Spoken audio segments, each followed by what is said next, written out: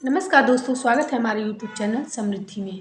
दोस्तों, आज मैं आप लोग को कार्तिक मास में देवोत्थानी एकादशी के दिन किए जाने वाली तुलसी विवाह के बारे में आप लोग को सरल विधि बताऊंगी। हर सुहागिन महिला को हर साल अपने घर में ये तुलसी विवाह करना चाहिए। नाना प्रकार के कहा जाता है कि नाना प्रकार के घर के दोष तो समाप्त होते ही अखंड सौभाग्यवती का आशीर्वाद भी मिलता है। दोस्तों, हम लोगों में ऐसा सामर्थ्य कहाँ कि हम देवी देवताओं का विवाह कराएं। फिर भी एक शास्त्रों के अनुसार, एक धर्म के अनुसार ये विधान बन चुका है। तो जो भी हमारी शक्ति होती है उतना चीज़ हम लोग चढ़ा करके और देवोत्थानी एकादशी के दिन विवाह कराते हैं, तुलसी विवाह। देवशयनी एकादशी के दिन जब विष्णु भगवान योग निद्रा में चले जाते हैं तो 4 महीने हर मांगलिक कार्य, मुंडन वगैरह, गृह प्रवेश, विवाह के सारे कार्य बंद रहते हैं। और देवोत्थानी एकादशी के दिन यानी कार्तिक मास के शुक्ल पक्ष की एकादशी को जब देवोत्थानी एकादशी होती है तो उस दिन हम लोग तुलसी विवाह कराकर उनको जागृत करते हैं।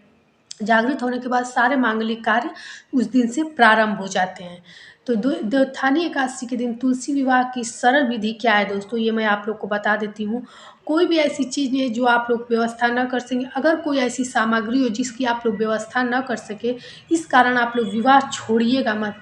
जितनी भी आप लोग की चीज़ें मतलब इकट्ठा हो जाएं, क्योंकि कुछ लोग रेंट पर, किराए पर शहर में रहती हैं, वो लोग ना कर पाएँ तो कोई दिक्कत नहीं है। किसी चीज़ के लिए चीज़ छोड़ा नहीं जाता है।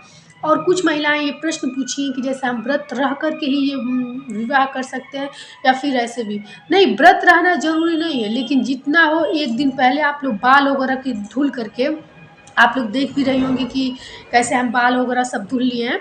बाल वगैरह आप लोग धुल करके और साफ सुथरा होकर ब्रह्मचर्य का पालन करते हुए लहसुन प्याज मत खाइएगा। और अगले दिन सिर्फ नॉर्मल नहा करके, क्योंकि गुरुवार है और गुरुवार को बाल वगैरह महिलाएं नहीं धुलती हैं। तो आप लोग जैसे कि नहा धो करके और पूजा कर सकती हैं, कोई दिक्कत नहीं है। व्रत नहीं रहना है, जैसे कि उस क्षण कुछ मतलब जब पूजा करने जाना हो तो अच्छे से नहा धो करके आप लोग पूजा कर सकती हैं। जो लोग व्रत रहती हैं उनके लिए तो है ही, वो व्रत रहेंगी ही, क्योंकि कहा जाता है एकादशियों में सबसे पवित्र एकादशी देवोत्थानी एकादशी की है। और कुछ महिलाएं प्रश्न पूछें कि हम पहली बार ये चीज़ शुरू कर सकते हैं कि नहीं, तो पहली बार नहीं कर सकती हैं, क्योंकि इस बार 2 मास लगा था, अधिक मास लगा था, इसलिए सारे कार्य कहे जाते हैं कि अशुद्ध वर्ष हो जाता है। इसीलिए कोई भी कार्य, पूजा पाठ या व्रत शुरू नहीं किया जाता है। तो चलिए, वीडियो आगे बढ़ जाता है, बड़ा हो जाता है दोस्तों, इसके लिए क्षमा कीजिएगा। लेकिन आप लोग कुछ छोटी छोटी बातों को समझाने में वीडियो बड़ा हो जाता है। आगे बताती हूँ। हमारी एक रिक्वेस्ट है, वीडियो अच्छी लगती है तो एक लाइक कर दिया कीजिए, चैनल को सब्सक्राइब कर दिया कीजिए, ताकि किसी भी तीज त्यौहार के नोटिफिकेशन आप लोग के पास पहुँच जाए। देवोत्थानी एकादशी के दिन सबसे पहले शुभ मुहूर्त जान लीजिए कि कब से कब तक आप लोग को विवाह करना है। ये विवाह प्रदोष काल में हर साल किया जाता है। किसी साल यदि मतलब ऐसी घड़ी नहीं मिलती है तब सुबह में किया जाता है। कुछ महिलाएं जैसे कि पीरियड वगैरह में हो, एकादशी के दिन विवाह न कर पाएँ तो पूर्णिमा के दिन भी कर सकती हैं। उत्तम दिन पूर्णिमा है, और चाहे आप लोग तो एकादशी से पूर्णिमा तक के 5 दिनों में किसी भी दिन आप लोग प्रदोष काल में, श्याम काल में, राहु काल को छोड़ करके विवाह कर सकती हैं। देवोत्थानी एकादशी के दिन 4:36 से शाम 7 बजे तक 2.5 घंटे का समय मिल रहा है, आप लोग विवाह कार्य कर सकती हैं। सबसे पहले जहाँ भी आप लोग की तुलसी माता है वहाँ साफ सफाई करके, पोंछ करके, कुछ लोगों को ऐसा लगेगा कि जल चढ़ाना चाहिए कि नहीं, तो सब बातें मैं इस वीडियो में आप लोग को बताऊंगी।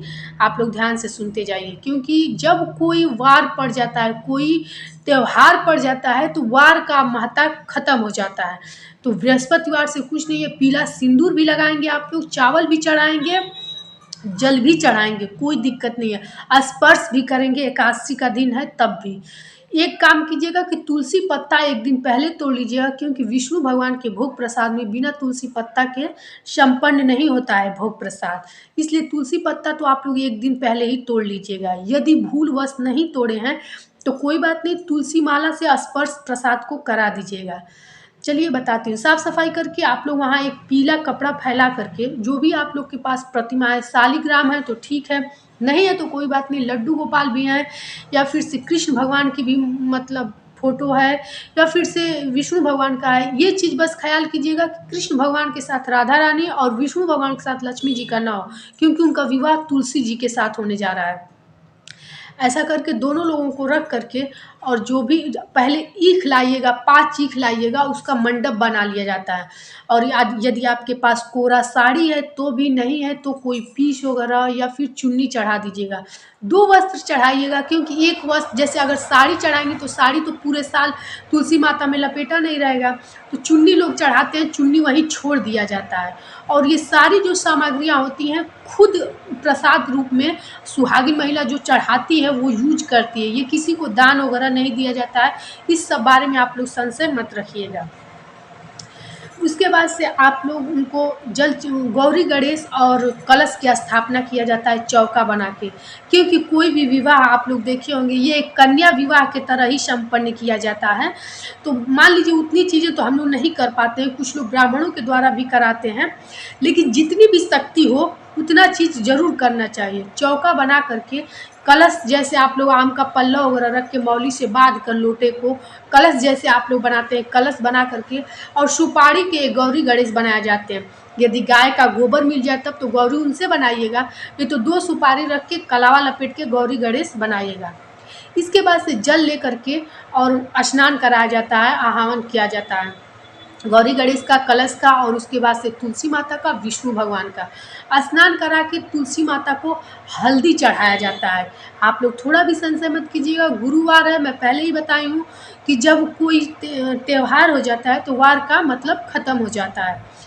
चढ़ा करके उसके बाद से यदि मेहंदी है तो मेहंदी चढ़ाइएगा, नहीं तो उसके बाद से आप लोग जो भी उनको वस्त्र लाई हैं वस्त्र से पूरा ढक दीजिएगा उस चीज़ को। और विष्णु भगवान के लिए जो भी आप लोग पीला वस्त्र लाई हैं वो चढ़ा दीजिएगा। इसके बाद से आप लोग जितनी भी श्रृंगार की सामग्रियाँ, जैसे बिंदी है तो बिंदी उनके टहनी पर चिपका दीजिएगा, चूड़ी है तो चूड़ी उनके टहनियों में पहना दीजिएगा।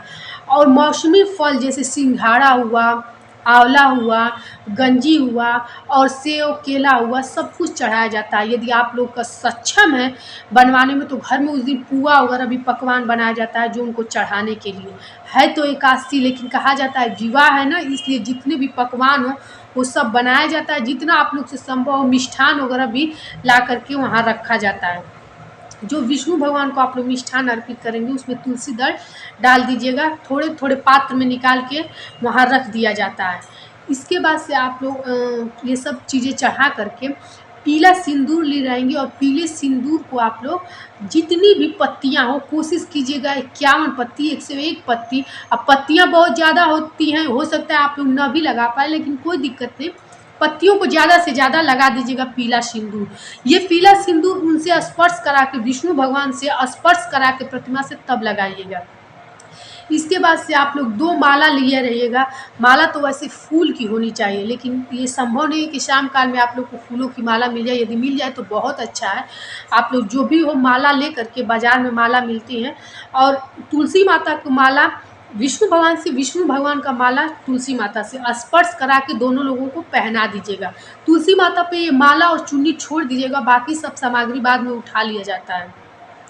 इसके बाद से एक धागा ले करके और उनकी प्रतिमा से और उनकी टहनी से बांध करके गठजोड़ा कराया जाता है। ऐसा करके विवाह कार्य संपन्न होता है। उसके बाद से आप लोग क्या कीजिएगा कि बैठ करके देखिए, एक बात इसमें आप लोग को सबसे ज़रूरी क्या है कि खुद खूब तैयार रहिएगा। सॉरी, जैसे किसी के शादी विवाह में जाने के लिए तैयार हुआ जाता है, हो सके मेहंदी महावर आप लोग भी खूब सिंदूर बिंदी लगा करके, साड़ी वगैरह पहन के, चूड़ी पहन करके खूब सजे रहिएगा। ऐसा ना लगे कि सिर्फ आप एक पूजा कर रही हैं, क्योंकि तुलसी माता के विवाह करने से कहा जाता है कि अखंड सौभाग्यवती का आशीर्वाद भी मिलता है, और ये हमारा सौभाग्य कि हम माता तुलसी का विवाह करा रहे हैं। इसके बाद से 5 मंगल गीत तुलसी विवाह में गाया जाता है। तब जा करके उसके बाद से आरती की जाती है। आरती तुलसी मैया की जाती है, और विष्णु भगवान की ओम जय जगदीश की आरती की जाती है। आरती करने के बाद आप लोग, जैसे तुलसी माता, जैसे अपनी बेटी को खोइछा दिया जाता है वैसे उनको खोइछा दिया जाता है। तो खोइछा में जैसे आप लोग पूरी हलवा भी करके दे सकती हैं, लेकिन सामान्य विधान जैसे हम लोग कन्या को देते हैं 5 अंजूरी चावल भर के, तो अब थोड़े थोड़े अंजूरी से निकाल के चावल भर लीजिएगा, दूबा डाल लीजिएगा, हल्दी डाल लीजिएगा, और 1 का सिक्का और जो भी मुद्रा हो आप लोग उसमें डाल दीजिएगा। डालने के बाद बांध करके उनके जड़ के पास रख दीजिएगा। ये नहीं कि लटकाने की कोशिश मत कीजिएगा, क्योंकि टहनी टूट जाती है ना, उतना भारी रहेगा तो मतलब थोड़ा सा ज़्यादा रह करके बांधा जाता है। बांध करके और खोइछा दिया जाता है। खोइछा देने के बाद आप लोग को जो भी प्रार्थना करना हो देवी माता से प्रार्थना कीजिएगा। इसके बाद से जैसे आप लोग की तुलसी माता यदि बाहर हो, खुले में हो, तो जो ऐसी सामग्री और प्रसाद हो सब उठा सकती हैं। बाकी श्रृंगार की कुछ-कुछ सामग्रियाँ वहाँ छोड़ दीजिएगा, बाद में सुबह हो तो उठा लीजिएगा। सुबह मंडप भी उठाइएगा, इसके पहले मत उठाइएगा। इस प्रकार से करके सरल तरीके से आप लोग तुलसी विवाह कर सकती हैं। यदि इससे जुड़ी हुई कोई आप लोगों के प्रश्न हो तो बेझिझक कमेंट बॉक्स में लिख करके पूछिएगा दोस्तों। ये थी तुलसी विवाह की आसान विधि। समृद्धि आप लोग को शुद्ध सात्विक जानकारी देती है, इसलिए यदि आप लोग पहली बार ये सब करना चाहते हैं तो कतई मत कीजिएगा। और जिनके घर लड्डू गोपाल शालिग्राम है वो लोग जरूर अपने घर में पूजा पाठ एकादशी का करेंगे। और जो महिलाएं व्रत नहीं भी रहती हैं, एकादशी के दिन चावल नहीं खाया जाता है, क्योंकि कहा जाता है संपूर्ण पूजा पाठ आप लोगों का विफल हो जाता है। फिर मिलेंगे एक ऐसी नई वीडियो के साथ दोस्तों। वीडियो अच्छी लगती हो तो एक लाइक किया कीजिए, चैनल को सब्सक्राइब कीजिए। जय श्री राम।